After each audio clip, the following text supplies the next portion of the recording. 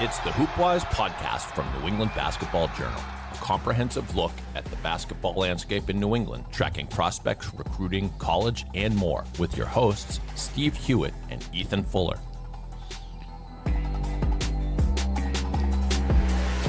Welcome back to another episode of the Hoopwise podcast. We're part of New England Basketball Journal. I'm Ethan Fuller. Steve Hewitt with me as always. It's the first time it's been just us in a little while.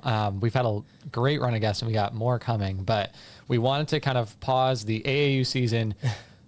Not even just ended. For me, as of when we're recording this episode, there are still some consolation games going on to finish off the girls' live period, but we've essentially wrapped the AAU basketball season in 2025. It is our first time, really, both of us kind of going through the whole calendar, and from like tryouts at the end of March to final like combo live periods to finish off July. It's a really crazy schedule. It's a grind, man. Steve, you have made it through round one. How are you feeling? I'm tired, man. I just need some sleep. Yeah. And I know I have it less hard than the kids that are playing these games. Our job and is by far traveling around. the easiest out of everyone. Yeah, we just have to follow it, and in my case, I did go to one. Yeah. One of the live periods, but yeah, the kids have done more than us for sure. Mm-hmm. Yeah, but no, let's talk. You traveled to your first live period AAU championship weekend, Rock Hill, South Carolina. I did. Adidas 3SSB Palmetto Road Championships for boys. Tell me about that before we get into what you saw in teams and players. Yeah, how was that? It was a mixed weekend personally. Just we don't have to get into all the travel logistical nightmares that I had to go through down in North and South Carolina to be able to get this done. I had a car rental disaster, and my flight home got delayed by over 6 hours, and I got home at 2:15 in the morning on the Sunday night after the event was over. But no, it was a great weekend of basketball. Like, I've never been, like, obviously we're so focused on like the local stuff, and we both went to a few local showcases throughout the spring and summer. But to see just like the level of talent, for those that aren't that familiar, Adidas is widely considered at least a top two circuit. You can debate Nike and Adidas, who I think those are undoubtedly the top two sneaker circuits out there. And no disrespect to any of the other circuits, I think that's just kind of the consensus. Obviously, Under Armour and Puma have strong cases as well, but the level of depth and talent that Adidas had, and obviously it was worth our while too, because BABC and Mass Rivals are both down there, two of the region's premier programs. But just to see like the level of talent, Caleb Holt, who's the 5th ranked prospect in the country, to get to see him up close and personal, and some of the kids from like Indiana Elite and Game Elite, like I think there were like maybe like a half dozen like top 50 prospects in the building, and so it was cool to see a different perspective in a way, than just focusing in on all the local guys. And I got to say, the Rock Hill Sports and Event Center, unbelievable facility, and obviously the coaches and people there are maybe a little biased because they're affiliated with Adidas, but the sort of the thought from them was that it's probably might be the best facility for AAU tournaments out there. And it was cool. They had this like arena that probably seats like 1,500. That's where like kind of the big marquee games were played over the weekend, and then besides that, it was like 6 or 7. I think it was 7 courts kind of adjacent to the arena. Tons of space. The college coaches are kind of separated from like the media and the parents, which is a little bit of a bummer. It'd be cool to like maybe rub elbows with the coaches and be able to talk to them a little bit more than I was able to. But all in all, a really good experience. BABC, Mass Rivals both had really good showings on a national scale. BABC made the Elite Eight. Obviously, they went into the week 34-0, so that's less than what they were hoping for. They were hoping to go a little farther. We had an instant classic in that quarterfinal game. They lost to D1 Minnesota. Amir Jenkins with the buzzer-beating 3 after they were down 5 in the final minute to send it to overtime. Unfortunately, they lost. the overtime is only 2 minutes, which makes sense. They're trying to speed things along at these events to make sure all the games are on time and everything. But doesn't leave a whole lot of room for like a margin for error in that overtime. So they got down quickly in that overtime, and they weren't really, I think they tied it a few times, but they weren't able to really get over the top in the overtime. But that was an amazing game. And to see Amir Jenkins there was really cool. Like, was not expected. Yep.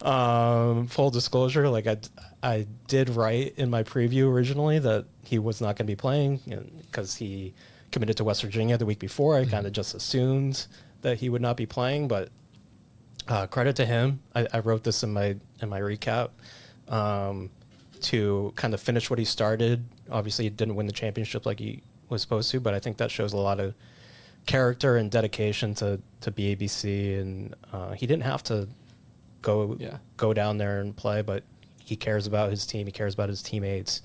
He wasn't going to kind of leave him off to dry, and he wanted to finish what he started, and he kind of showed who he is on a national scale, and with some amazing performances down there, including that 3-pointer at the buzzer, which obviously it's a little bittersweet because they lost the game, but like still like one of the coolest moments of the weekend. And then Rivals really showed out well on the national stage too. Antonio Pemberton, we can get into him later.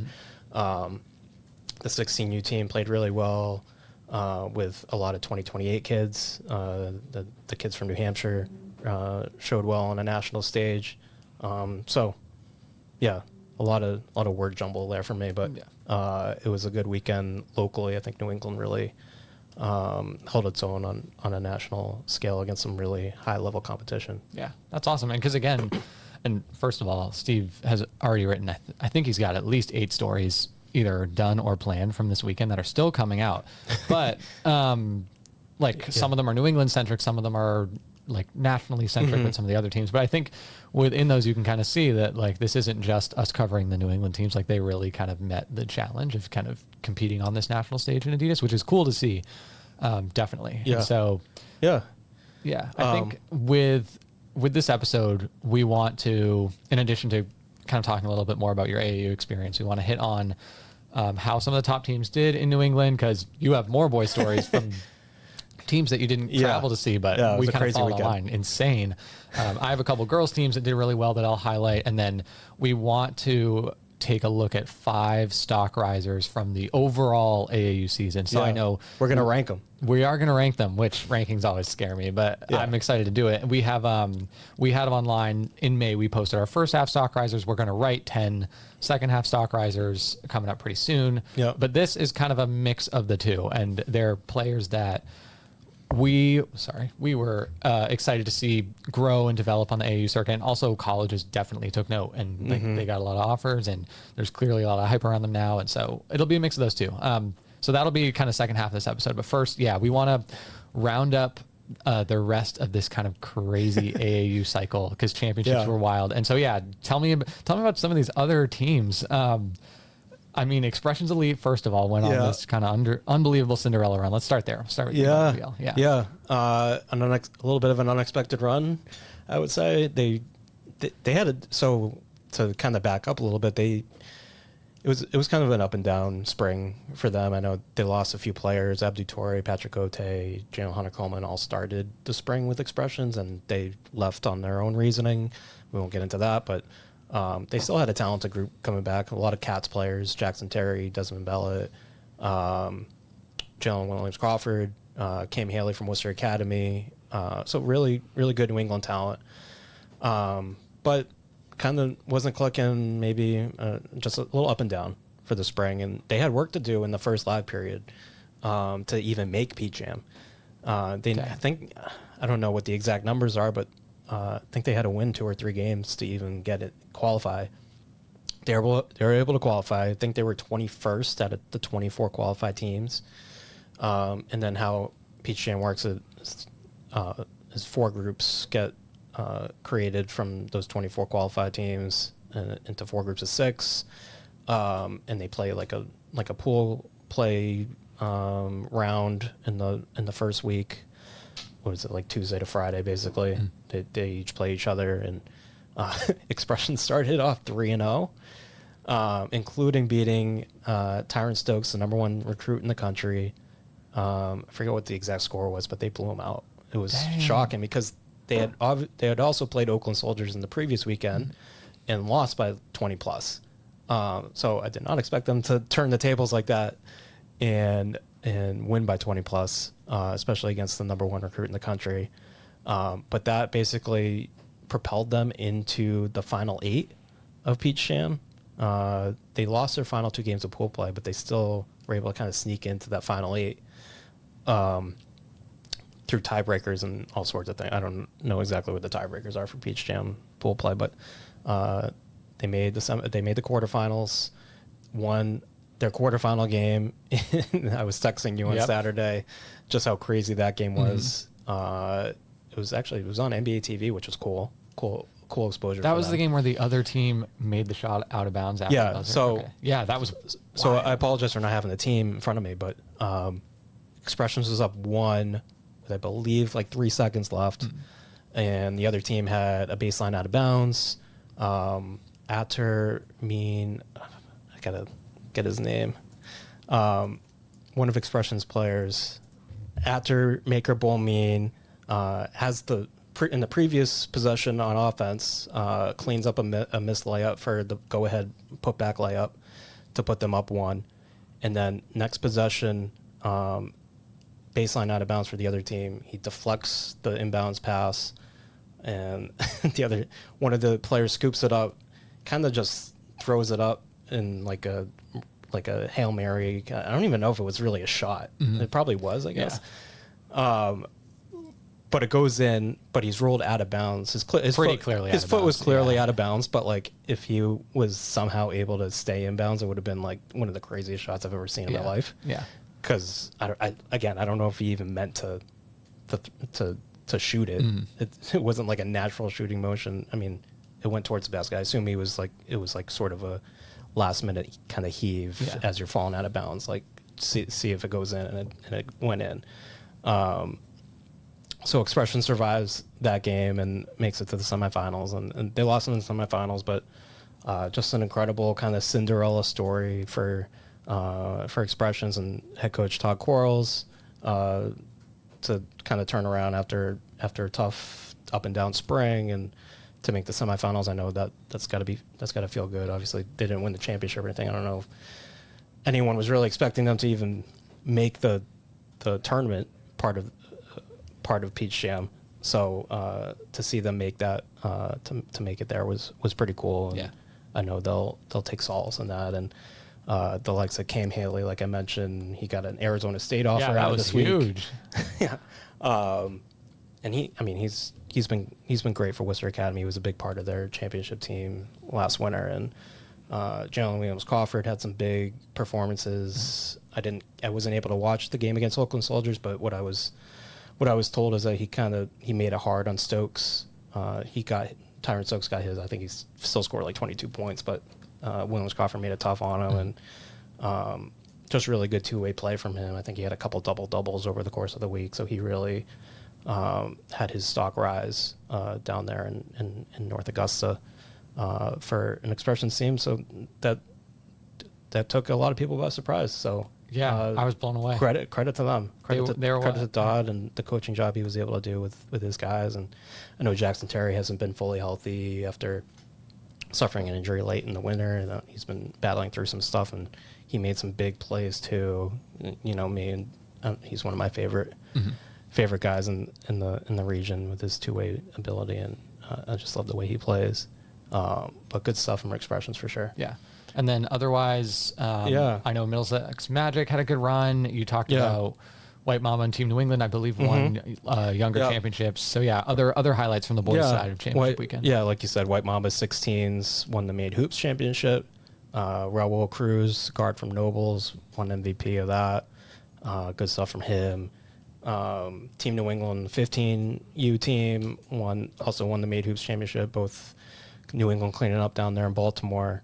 Kyle Dells, the guard from St. Charles, 2028 guard, was a big spark for them down there, and Middlesex Magic, their run stopped a little shorter than they had hoped. I know they went into the Under Armour tournament hoping to win a championship. I know Crotty was really confident in his group as he should have been, and some kind of bad luck in the final minute of their game. They lost to Team Thrill in a really emotional back and forth semifinal. I saw the clip online. I wasn't able to watch the game. Streams are hard to find with some of these games. Yep.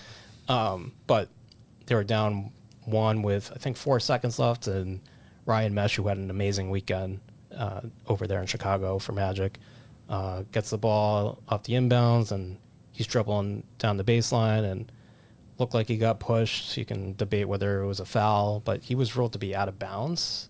You can find the clip on Instagram. I think UAA posted some highlights from the game. You can't tell with the clip if he... Yeah, I don't know if it came after he gets out of the shot, but it just doesn't seem likely that he did. I'm watching the trajectory of that 1 foot. It would have only been that 1 foot. It's not like he was tiptoeing down the sidelines or anything. I don't think it went out. The clip. He wasn't out in the clip either. He wasn't shown in the clip, but it kind of cuts off his foot at the end of the clip, and we can debate over and over about that. But they had some tough calls in the final minute, and they went down in the semifinals. They rebounded and won the 3rd place game on Sunday, which I know Crotty was really happy to see the fight and the character and resilience of his team. So kind of a heartbreaking semifinal loss and take that on the chin, but come back the next day and win a 3rd place game. I think he was really proud of that. So, but good stuff from the Magic all week. They were clearly one of the best teams in Under Armour all spring and summer, and they proved that again during the championship weekend. Yeah. So, what about you? Enough about the boys, I guess. What have and as we're taping this, it's still wrapping up the girls' period. There's a game I'm waiting to see a score on. But what were your big takeaways from the last 2 weekends of the live period? So we had girls is crazy because I forget if it's the same for boys, but you have the back-to-back live periods. There's maybe 2 days off quote unquote in between. But as far as championship goes, so among the kind of major circuits, mass rivals on Adidas, they had been kind of mid-pack most of the spring and AAU season, and so I believe they finished 7-7 overall, but they made the quarterfinals, which is solid for them. They had the misfortune of running into Kalina Smith. Have you ever watched Kalina Smith? She maybe. I really hope she comes to Hoop Hall in the winter, but she is the number 1 prospect in the 2027 class, probably number 1 prospect regardless of class. They had the misfortune of running into her. She's averaging 26 a game on the AAU circuit. She's unbelievable. So lost to 7 days, which ended their run. But they had a solid run. Alana Morantis was new to the program, and she really, really came on in the championship run for them. So excited to see her. She's a 2028, and she starts up on the 17U team. Okay. So definitely follow her.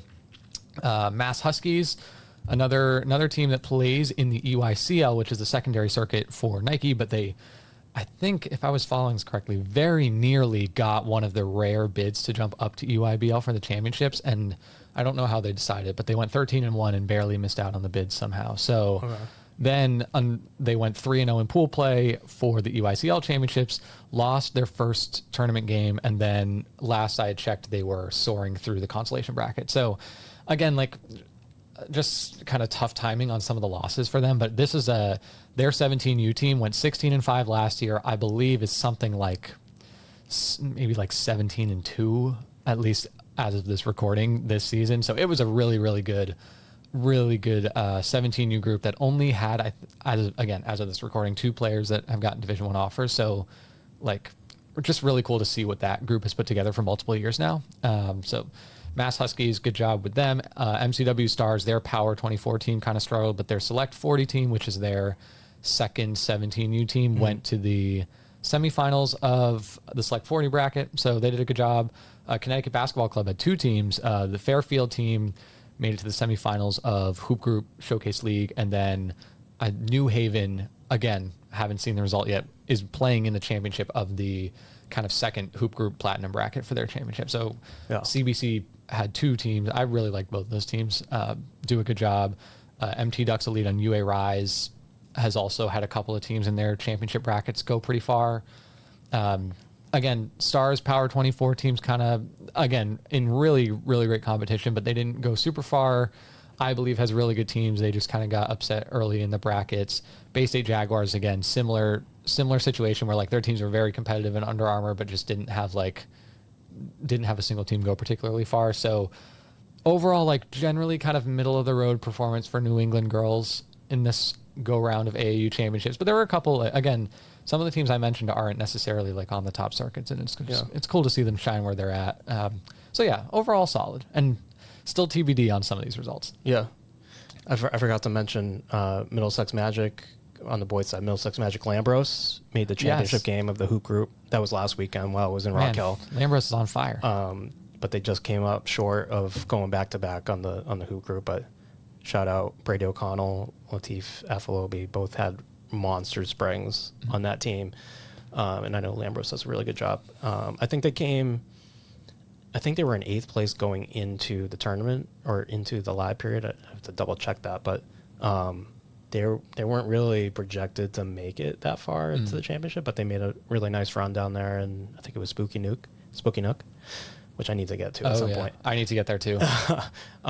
So credit to Magic Lambros for making another hoop group run, but just coming up a little short. Obviously, they won it last year, but really good run again this year. Yeah, and this team didn't have on paper like the hype of some of the players of last year's team, right? Like last year's second team was still really, really good, and this year's team, it was more like they stepped up. They had some big time shooters last year with Robbie Fiore, Tommy Fernando, Matt Gaffney was on that team. Yeah, they had some studs on that team, but this team had studs too. Latif we've mentioned a few I think times. Played himself into definite like Division I territory this spring. We had Matt Droney on, his coach at Dexter, earlier this spring, and there's definitely Division I interest around him. I don't think it's translated to an offer just yet, but there's definitely some whispers about that. And Brady O'Connell, I don't know, I don't know what to say about him. Two-way, like great defender, made some big shots, some timely shots over the course of the spring. I think he had another game winner last weekend in their run to the championship game. So he's at Cushing, the guard from Cushing. So big things ahead for him. Yeah, definitely for him as well. Any last thoughts on the AAU cycle? We've completed it. Big picture things that you thought were interesting, just going around at different live events. And we can probably kind of lump the NEPSAC showcase into this because it kind of has the feel of an AAU event, even though a little bit, just with like the coaches present. Yeah. And, what'd you think? Yeah, I think New England's in a really good spot with like being on that national radar. Like I saw Shaka Smart more than any other coach over the course of the last month. Obviously, he has some heavy interests in one Alex Igbuenu from Lawrence Academy and BABC. So he was at a lot of his games over the course of the last month. But it wasn't just him. I saw Tom Izzo at Babson. I saw Matt Painter at Babson. I saw Dan Hurley at Babson. And I don't remember like those coaches being there last year. So I think that speaks volumes about just where the talent level is. Obviously, Quinn Costello is getting interest from those teams of the coaches I mentioned. We'll get to him in a second. Yeah. So I think New England's in a really healthy spot with recruiting and some of the names coming out of here and like what they can do at the next level. Big picture thoughts. I think it became real just like going event after event, weekend after weekend, just how many games these kids have to play over the course of the spring and summer. I had one parent tell me that like they were kind of relieved that the season was over, and it's kind of it's a necessary thing if you want to go to the next level. But I think there's a balance of like, okay, this is really obviously good for our kids' development and exposure in his skill work and like getting better, but also acknowledging that it's just a lot of games. It is. And sometimes these kids might need a break because they're playing like 4 or 5 games a weekend, and to an extent these kids can take it. They're young, they're relatively healthy, and but it's just a lot of wear and tear, I think, over the course of the spring. And that just comes with the territory, I guess. Yeah, especially these championships. Like if you're advancing in championship brackets, you're getting your next game's getting scheduled about 6 hours away. Yeah. Or like 8 a.m. the next morning Yeah, sometimes. And like I was in Rock Hill, and I was watching the semifinals on Saturday night, and D1 Minnesota, who made the championship game for 17U at Adidas, they finished their semifinal game at 10 p.m. and they had to get right back to the gym at 9 a.m. the next morning, which I wrote about. I didn't love the schedule of the day. Like I thought the 17s should have been like the sort of the showcase game of the day. Maybe put that at like noon or 12:30. Put the 15U and 16U championship games before that. That's just my opinion. I don't know what they were thinking with how that will work out, but it's just like, it's a lot to finish a semifinal game at 10 p.m. and then have to go basically right to bed and get ready for the championship the next morning at 9 a.m. They probably had to wake up at like 6:37, make sure they got breakfast, and like I don't know what the pregame routine looks like, but that's just a lot. Yes, it is. So yeah, that was a big takeaway for me. It's just kind of the schedule and just how hard that can be on some of these kids and families. Definitely. Like hat tip to everyone's doing it, because I would not know myself. I would not have been able to. Yeah. Anything for you? What do you I think kind of all the same. Definitely the travel and game schedule. Again, like I went to Atlantic City, and very very similar vibes where like every game is guaranteed, so it's less like it's more structured in the fact that you're not like seeing if you're advancing and everything. Obviously, like I can't really talk about the girls' season and not talk about Louisville. Obviously, that was kind of freaky for everyone. With the active aggressor that then police have said are no shots are fired. No one was hurt, thankfully. They've kind of a scary scene. It looked like kind of. They've had the explanation of like the ceiling tile fell, and at the same time someone was experiencing a medical emergency, and then the fire alarms also went off. That's at least the last report that I read. That's what they said. And so I think what I've gathered is just a kind of crazy sequence of events all happened at the same time that then felt like something that it wasn't. Now, that being said, there have been a lot of people, and that's, I guess, my biggest takeaway is like, you got to take everything on social media with a grain of salt. Of like, a lot of people are very adamant that something happened and something didn't happen, and there's all these conflicting messages out there. And so I guess my bottom line takeaway from it all is I'm glad everyone's okay. And even like I've talked to some people who were there, and they were various degrees of shaken up depending on how old you are, how close you were to all the chaos of people running for the exits. And I guess like don't delegitimize how traumatic it is for the kids just because no one was hurt and there might not have been like an actual active shooter or anything. So sure. definitely crazy, but I hope/assume that's like an isolated event that you don't really have to worry about. No one should have to deal with that. Yeah, it was wild just to follow along. But yeah, so that outside of that, like AAU season is crazy. Just watching the college coaches scouting, I made a conscious effort to talk more with a lot of college coaches who I know and connect with, and just kind of pick their brains on like how they approach scouting these, what they're looking for in player development. I think you're going to see when we do the watch lists in August, the update. I will try and explain that like my point of view is changing a little bit because I'm trying to get the perspective of a college scout and understand what they're looking for. So if you see some of the changes in the watch list, I hope that kind of reflects that. But yeah, no, it's just, what I will say I love most about AAU is that so many players love watching other games, even if they're not involved in it. Like there are so many people who genuinely love basketball and they just like go and hang out for the whole day and just watch. And I think that's really cool that you're not, like a lot of these kids are not just there for themselves. Like they really love the game, and they're happy to sit in the gym for 8 hours and just watch whatever game's going on, whether it's a friend or a rival team or whatever. I think that part is cool. Yeah, for sure. Yeah, we can pivot from here to stock rises. And again, we each have 5. We're going to go fairly rapid fire, like kind of keep the analysis a little bit shorter. And we're going to probably either have written or will write about all of these players. Yeah.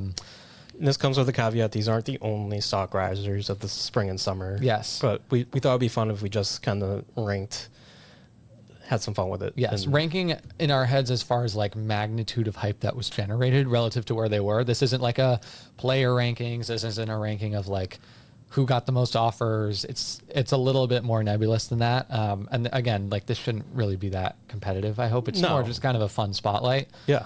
You want to get things started? We're gonna go alternating 5 to 1. So give us your number 5. Number 5, I'm gonna go. He had a great.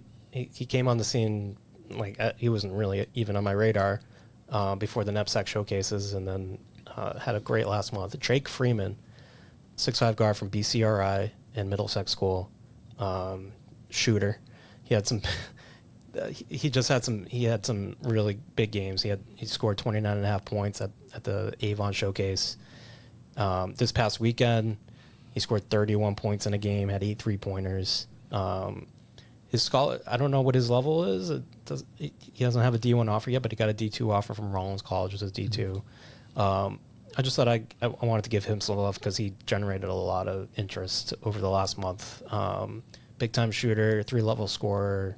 He's got good positional size, I think, at 6'5". So look for him. He's a class of 2026 guard.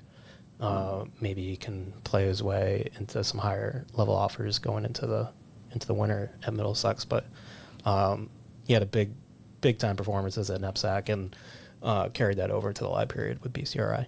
That's cool. I kind of went a similar way to start, where it's like a lot of players who kind of played their way onto the radar, which is neat. So I'll start with Eva Wilkerson.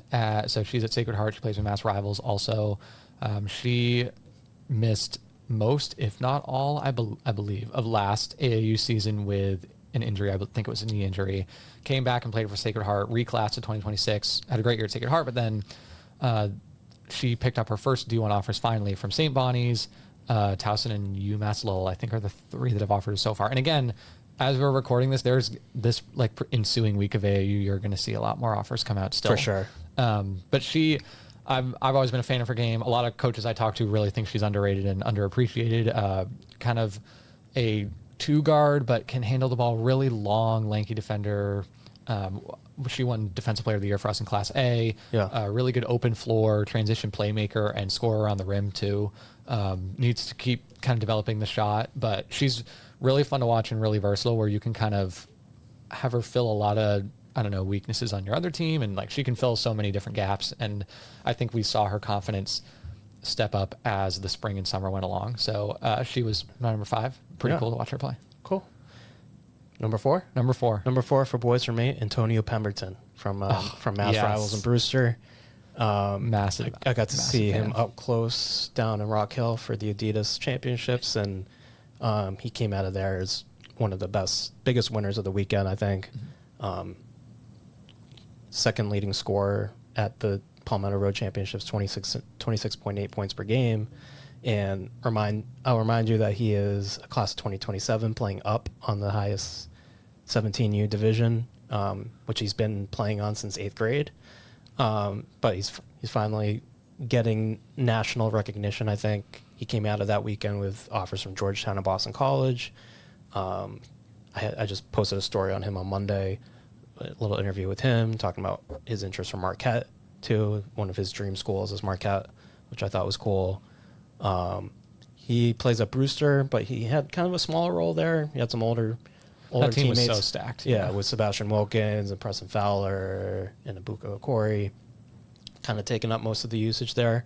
But he felt like he really was able to kind of blossom this spring, especially after Sebastian left mid-spring to commit to Duke.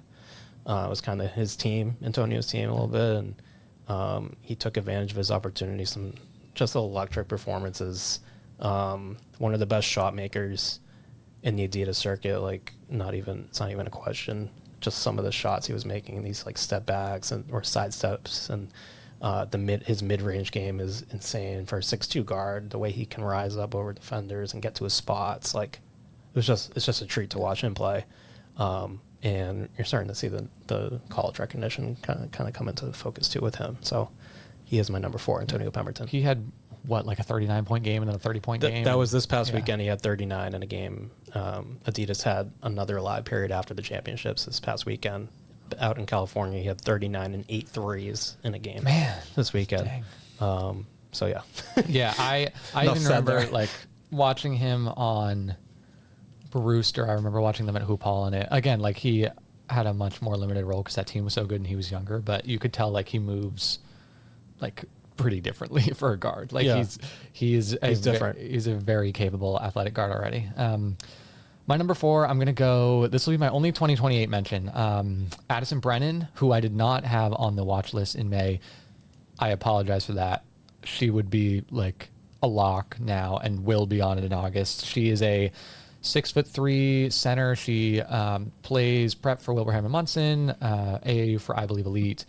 She played up on I believe 16U team. That was a really, really good one of my favorite 16U teams to watch. She has offers now from URI, Stony Brook, and maybe BU. I might have to fact check myself on BU, but she's getting Division I interest now. She is a legit stretch 5 as a 2028. Like not someone who like if you leave her open, she will knock down an occasional 3. Like she wants to shoot off the catch. Her form looks really good. She can make multiple 3s a game.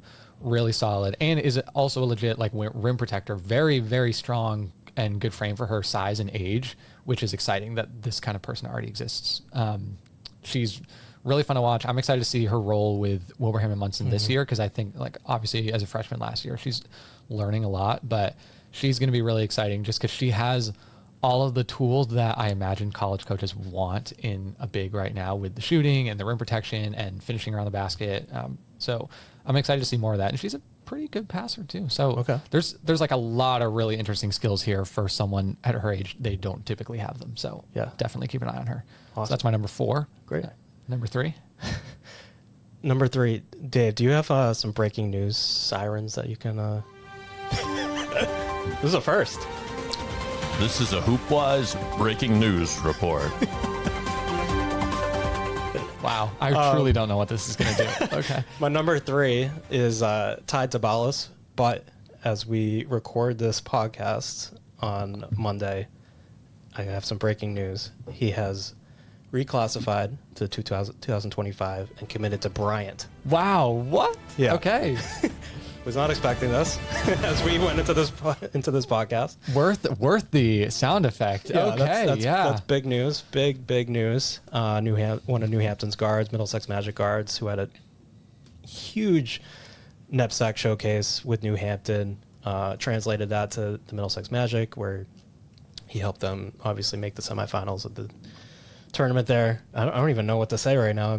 I just saw this. You were smiling at me while I was doing my talk, and I was like, "What? Like, is there something on my face? Am I doing something wrong?" And I just didn't know how to react. Fair enough. No. You there it is, right there. Yeah. Dang. He just announced it here on Monday. Because you have talked about Ty as much as anyone the last month or so, I would say. Yeah. So tell me about what you've seen. Obviously, I don't know what the story is there. I don't know. I don't think Bryant was initially an offer. Yeah, I hadn't seen that on his list yet, so I think maybe they came in this weekend. I'd have to get the story there. But yeah, I mean, he just showed so much. Obviously, New Hampton lost a ton of talent from last year's team.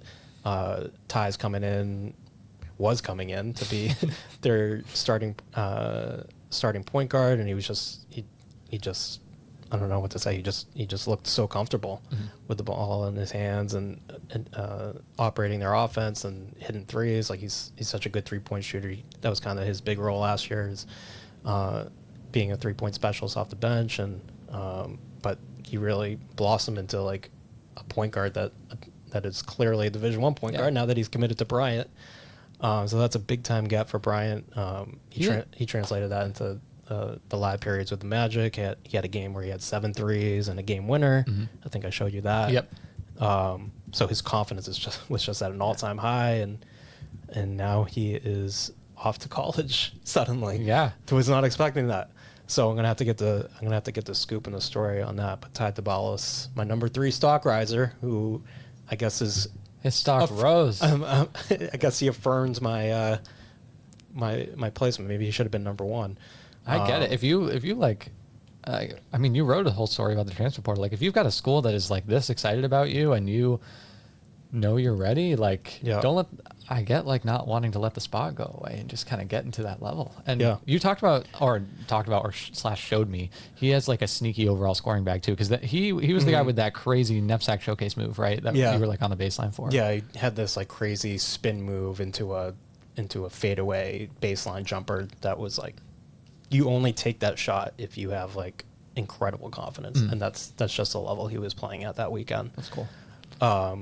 So yeah. All right, Ty Tabalis. Ty Tabalis. Number three. Congratulations. Congratulations to Ty. Dang. Another Worcester North grad who is off to college suddenly, reclassified after Amir Jenkins reclassified from 26 to 25 to go to West Virginia. Now his former teammate from North, Ty Tabalis, is off to Bryant. We got to look. But we're going to have to at some point look back at that Worcester North team because they were so loaded now when you think about because was Talam Petway? Talam Petway was on that team. Tyshawn Steele. Yep. Kari Bryan.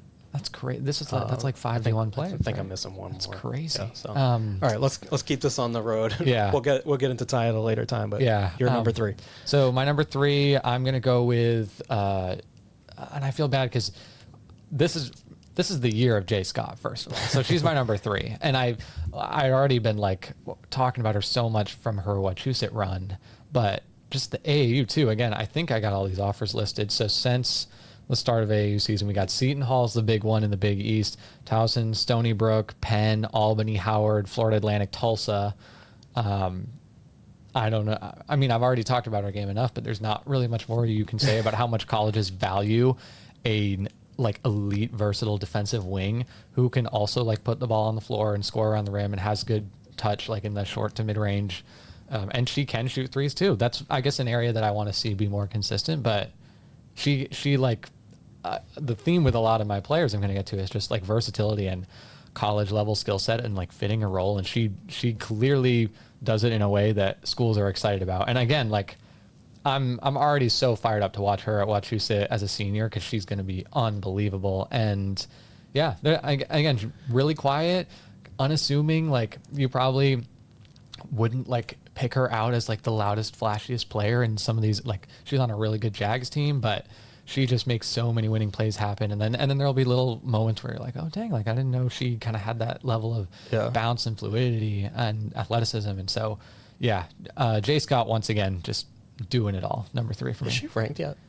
No. I mean, the bar to be ranked is so high, but yeah, she's definitely like she on some of these like takeaway or AAU standouts list from every showcase. Like a lot of the showcases will put them out of the scouting services, and I never know how much to buy into all of them, but she is like appearing more and more. People are definitely taking note of her in a different way. So I'm excited to see what it keeps looking like.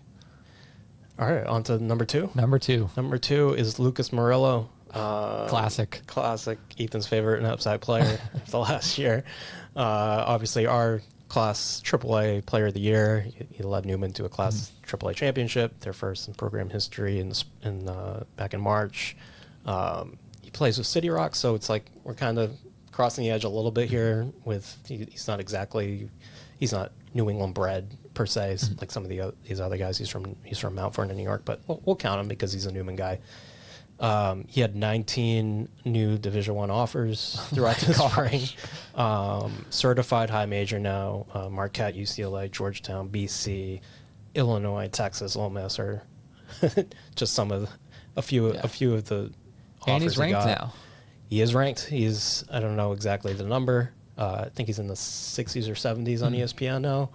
Although ESPN needs to update their list because it still says he goes to New Rochelle High School. Oh yeah, he is Newman.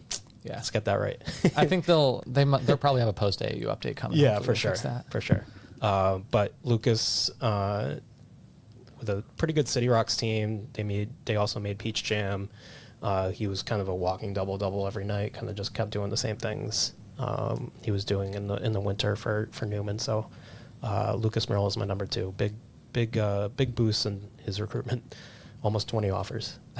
That is crazy. 20 new offers. Yeah, we're not totally surprised, but just the volume is unbelievable. So that'll be fun to see. My number 2, Brooke Golden. She also goes by Brooke Muller, so you might know her either way. But Brooke Golden, who had an awesome first half, and I can't even list all the offers. I think she had like 7 or 8 in the first half, and then I was counting them up for the second half she had.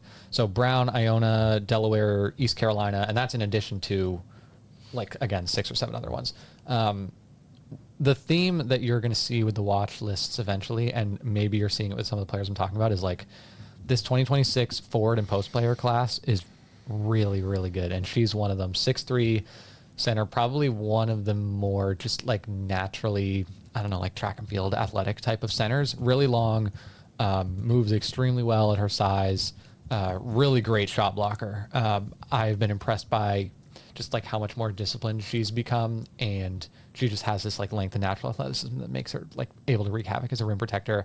I watched her go toe to toe with Serenity Lancaster, who's another elite 2026 post player, and she did a really good job. Like, she puts in a lot of work denying post passes, like frustrating the other post player. She plays with a lot of emotion and competitive fire, which I think is very cool to see. And then on offense, obviously, like, there are levels that she still needs to get to as like a finisher and like post scoring moves and just kind of having a lot of that. But her shooting touch is pretty good, and she's a very good passer. I think almost every time I talk about her, I'm like, people don't realize how good of a passer she is for a post player. And so, she plays for, sorry, I don't think I mentioned this. She plays for Tilton and MCW Stars. I think when we talk about how good this Tilton team is, and will be, I think she doesn't fly totally under the radar, but I do think it flies a little bit under the radar, like how good and how important she is to Tilton's success. So Brooke Golden's my number 2. And I'm going to talk a little bit more about Tilton again in a minute. So little tease. Sorry about that. And yeah, let's get your number 1 now. My number 1 is pretty obvious. I think most people who are following the space can probably guess who it is. It is Quinn Costello from Middlesex Magic and Newman. I think he might have been the biggest stock riser nationally this spring. Let's not even talk about New England, nationally. Like, some of the college analysts that I'm seeing, like, he just really hyped him up. Everyone really blew up. Like, this is like bigger than like Ryder Frost blew up like this last year, but I think Quinn even took it up a notch. This is definitely bigger. Yeah. Which is like no disrespect to Ryder Frost, but like, this is crazy. Yeah. At one point in one of the 24/7 rankings updates, he jumped 147 spots in the rankings. He is now number 50 on ESPN nationally. 25. I counted 25 new Division I offers. Most of them, if not all, are high major. It started with that Notre Dame offer back in May, and that's when I did my Q&A with him, not knowing what was coming. Yeah. So check that out on basketballjournal.com. My Quinn Costello Q&A from back in May. That aged extremely well. But yeah, 25 new offers. After Notre Dame, he had Wisconsin, Texas, Michigan State, Ohio State. Like, the entire Big Ten, I think, has offered him at this point, right? Texas, UNC, Tennessee. So some of these, like, I mean, if you haven't offered him, like, what are you doing? Can I ask you, like, you watched him a lot at Newman. Yeah. What is so, something just clicked? Yeah, what is so different? I think he's always been a shooter. Like, he's a 6'10" shooter, and that's always going to take college's interest. Yep. But I think he just really ratcheted up his inside game, his aggressiveness. He really started crashing the glass a lot more, attacking the rim, sort of taking guys off the bounce, running the floor well in transition. He's kind of put it more all together. I want to say maybe a little inconsistent over the year at Newman. I think he was really challenged there this year, and I mean, don't get me wrong, he still had some great moments there, and he was a big reason why they won the championship, but just took it to another level. I don't know if it was a piece of coaching that he got from a specific coach, or something just tapped into him, but he's been just way more aggressive in the games I've watched, and he has like 3-4 dunks a game. Defensively, he's a shot blocker at the rim, big time rim protector. So he's really kind of just opened up his game more than just being a shooter. And at 6'10", like, every college is going to want what he has to offer if he's gonna play with sort of the aggressiveness that he's shown this spring. Yeah. So Quinn Costello, number 1. Yeah, unbelievable. And like, not even, I don't know how you can really argue that by whatever metric. Like, it's been crazy to watch. My number 1 first, because my number 1 is a player that we know and talk about a lot, and so hopefully the context of why she's number 1 makes sense to people. So, for example, I didn't want to include a lot of players who are already kind of stars or like already hit all this momentum, and they're just like getting more offers. So like Ella Pieper, I wasn't going to put on here, even though she's had an insane spring and summer. Morgan Jenkins, another one. Daniela McLean, another one. Right. And then there were a bunch more players that I personally have really loved, and I think the offers will continue to rise up, but they're still in process. My number one's Bella Iwumi at Tilton again. We talk about her all the time, but you got like, if you kind of take a step back and look at these couple months, it is truly like, it's very validating for everyone who has watched her for a couple of years. Be like, oh wait, she really is not. Bella, I'm sure, had this level of confidence and self-assurance. I'm sure the people close around her knew, but for someone like me who just doesn't, like, I don't have the same kind of national context, for her to debut at number 32 in the ESPN 2027 rankings, that's very validating, where I was like, I knew she was really good, and now I can put that in context of like other top prospects in the country. And like seeing her get offers from like, oh man, my notes, I just wrote down so many offers. NC State, Arizona, like a ton of these high major schools that aren't always looking at New England, for her to be on those radars is crazy. And then just watching her in the context, again, she's still playing up a year on MCW Stars Power 24. And there are times like when I was in Atlantic City, she's looking like the best player on the floor, and she's playing up a year against like other really, really good teams. Yeah. Her defense is translating. I just watched, there was a highlight clip of her just in crazy chase down block on a player that was like 4 inches taller than her. And just like, I think I saw that clip. That was ridiculous. And that's normal. Her defense is translating. She cuts so well. She's such a good off ball player, and she's adding more on the ball where like she can ISO and just like explode drive past people. Watching her at the NEPSAC showcase against Elise Ngenda and Alana Morantis, I think she played both. It was just really cool because she immediately from day one, not to kind of tease some stuff we're working on, but there are opposing coaches that believe she's going to be the like best wing / best player in NEPSAC from the moment she steps on the floor. And that, there are not many players that you can just say that about. And that's a credit to, like, I know we talk a lot about Tilton, and Tilton's going to be a really great fit for her. It's also a credit to, like, Tilton is not why she's the number 32 prospect. Like, it's because of what she's done at St. Mary's and MCW Stars. Right. Tilton's going to make her better, I'm sure. But, like, the fact that she's this player is a real testament to, like, the people that have been around her so far, whether that is, like, the St. Mary's program that she's built this legacy at, and the Stars program, and just her individually. Like, she's been under this microscope since 7th grade, and is just, like, continuously just, like, meets and exceeds the moment. It's so that is a long way of me saying yes. I think everyone who knows her listening to this probably is like, oh, this isn't really that much of a surprise. But when you think about the big picture of what she's doing, she is number one for sure, for a reason. For sure. I think that wraps up. Anything else? Last AAU thoughts? We're going to do some full court press, but we want to do honorable mentions real quick. Oh yeah, we can rifle through some. I mentioned Ella Pieper, Morgan Jenkins, Daniela McLean at Darrow really came on strong in the second half. I almost put her in this. Elena Bear, another one who I was very, very close to putting in. She's really good in the 2027 class. Players with not quite as many offers, but I personally got a lot higher on. Grayson Barnes at Worcester Academy, Abigail Casper, Northwest Catholic in Connecticut, Kendra Foy, I believe Elite, and she is now at St. Luke's. I think that is everyone that I wrote down. Yeah. Oh, Lauren Biscuit, Mass Huskies. She's getting a bunch more Division I mid-majors. That's kind of my list. Yeah. Mine, just a few honorable mentions. Theo Adema. Oh, yeah. Kansas, Georgetown, Providence. He's a big time. He's a high major now for sure. Had a huge spring with Team New England. Obviously the Cushing 7-footer. I know he's one of your favorites. Oh yeah. Ryan Mesh. I think he finally got that high major we've been waiting for. He got Providence over the weekend. And he has probably 30 offers at this point. Mm-hmm. Had another big weekend, as I mentioned, with Middlesex Magic. He had a game where he had 6 threes, so he's really showing that shooting stroke.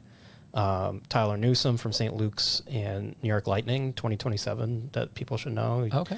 I think he finished first or second in EYBL 2027s in rebounding. I've seen him a few times at the NEPSAC showcases. Really athletic, kind of 6'5" guard, and I think he's gonna take another step this winter. And Dwayne Chess, Middlesex Magic, St. George's guard, really strong knapsack and lat period, has gotten, I think, at least five or six more D1 offers.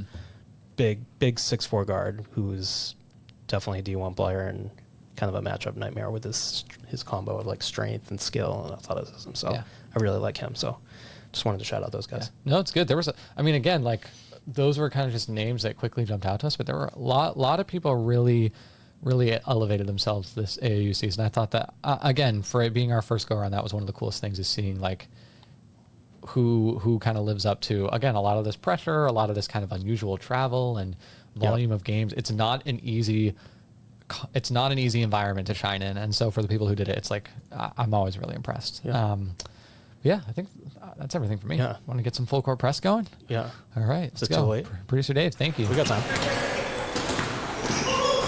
Full court press. Welcome back to Full Court Press, where I lob 3 questions the way of these 2 fine men. They're unprepared for these, and I'm going to ask you to be brief because you guys only have the studio for another 5 minutes. Okay. So you can do it. I believe in you. These are questions. Rapid fire. I don't know if they're rapid fire, but let's try them on here. These are questions that have to do with your role as basketball reporters. Uh-oh. So it's like the sports reporters edition of Full Court Press. Here we go. Let's start. Ethan, we'll start with you. As a reporter at a basketball game, what do you think you notice that the average onlooker might not? Or put another way, what are you looking for that the average fan might not be looking at? Oh, okay. I'll consider this as like a game reporter and less of like an evaluator. I really like to watch coach and bench interactions. And like, I imagine as a fan, if you get good seats, you're close enough, you can see it, but I really like to see how players are coming out of timeouts, how coaches kind of gather players, how long the conversations take. Can you ever hear the coach? It depends where I'm sitting, and it depends. Yeah. High school gyms, definitely you're more likely to. Yeah. I've heard some, like, there are some loud coaches that I know. Right. But yeah, I think that's cool just because that's part of the like energy that you're really trying to capture in your stories. That's a lot of ways that you can find it. Steve? I was able to, the way the gym in Rock Hill worked is you could get like a seat like right behind the benches. So I tried to get like a few seats up to I wanted to listen in on the huddles almost a little bit. You could hear the coaches yelling at their players. So I can attest to that. But I look for body language a lot. On court, off on court with players, Yep. just like how are they looking in good moments and bad moments? Are they a leader for their team? And then just like, I know a lot of people like scoring points is the glamorous part of the sport, but how are you impacting the game with your energy or offensive rebounding or defensive deflections? I try to capture that in terms of every once in a while impact. there's literally a big play that literally doesn't appear in the box score, right? Yeah. Like you say, Diving tipped for a pass loose ball. yeah, same thing. Yeah. So- Agreed. Good answers both. I'm a little surprised. No, I'm just kidding. Question number 2. Can you describe a moment where your objectivity as a reporter might have been tested, either because you have some affectation for one of the teams, or maybe you just sort of develop a fondness for one of the team in covering them? You're already laughing, so I guess there has been a moment. Steve, you want to take that one first? A few times. When I was a student at UMass, I was covering the basketball team. I think I was a sophomore, and they were playing in the Atlantic 10 tournament. And back in my day, the first round would be at like campus sites, and if you win that game, you go on to Atlantic City. So UMass needed to win that game to go to AC. Yep. And if they lost, the season's over. So I'm a sophomore at UMass, and I really want to go to Atlantic City. So they're playing Duquesne, which at the time had TJ McConnell.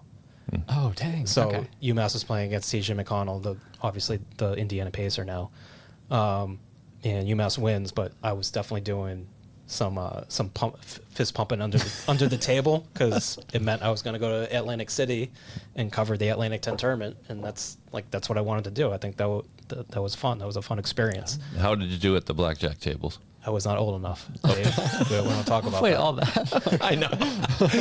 I had never traveled for work like that before. I was a sophomore in college. Yeah. I was 19 years Sure. old.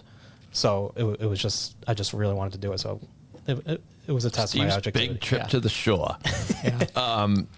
Ethan, I'll your thoughts? I'll try and keep the story short, but when I was at the Globe, I covered women's college basketball. That was one of my beats. And there was a year, 2023, I think, that BU, or maybe it was 2022, BU and Holy Cross women played in the Patriot League Championship at Case Gym BU. And so I covered the women's team as a student, and I'd never seen the BU women make March Madness. And the only time they had played in the championship game, it was COVID. There were no fans, so it was like not super fun to cover. But I went to this game. They were tailgating for this game. This is a BU athletic event. I've never seen a tailgate in my life. There were tailgates for this women's basketball game.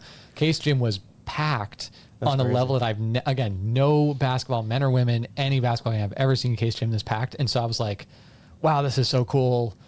It would have satisfied my student happiness to see BU win, and BU lost in like crazy thriller.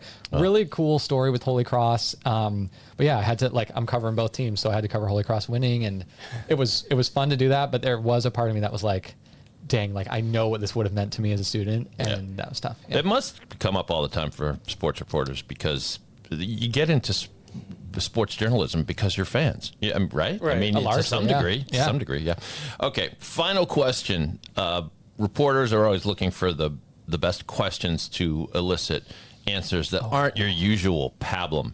So do you have a question you like to ask either players or coaches or whoever that kind of breaks them out of their usual, seemingly scripted, pre-prepared answers? Ethan, why don't you take that one first? Question. I do. I don't know how direct of an answer this is. I always end my interviews with, is there anything that you want to talk about that's important to knowing you that I haven't asked you about yet? And that's usually helpful, or it at least starts a second conversation that I can ask about. Even a lot of basic ones, like if you're talking about a story or a memory and you're like, how did that make you feel? Or how did that change you? And those questions are always interesting. I like hearing people's thought processes, reliving important moments of their life or whatever story that I'm writing on. And so just a lot of those little small ones that talk about emotion and talk about mental processing are ones that I like to go to. I like it. Very good. Kind of along the same lines. I like to try to kind of elicit an emotion out of someone by just asking them about very specific memories that conjured up a great memory in their life, maybe back in their childhood or something, just to break open their shell a little bit. So you say, tell me about your mother. Yeah. Well, that's the psychiatrist question, but something along those lines. Yeah. Yes. Very good. After we're done recording this, I'll tell you all about my tortured childhood. No, mine was pretty good, actually. Okay. All right. Well, you've both done very well in full court press. In the limited amount of time, you entertained and informed. Well done. Back to you guys to wrap it up. Thank you. I like those questions. It's fun. I like giving people a little bit of a peek behind the curtain with how we do our jobs. I don't know how many people always get to see that. So there you go. That was fun. But yeah, again, great episode. Fun recapping the season. AAU is officially finished. And look out for our coverage, though. Yeah, we got a lot more coverage coming. Definitely. So for Steve Hewitt, for producer David Yaz, I'm Ethan Fuller. Thank you so much for staying with us. We'll see you next time.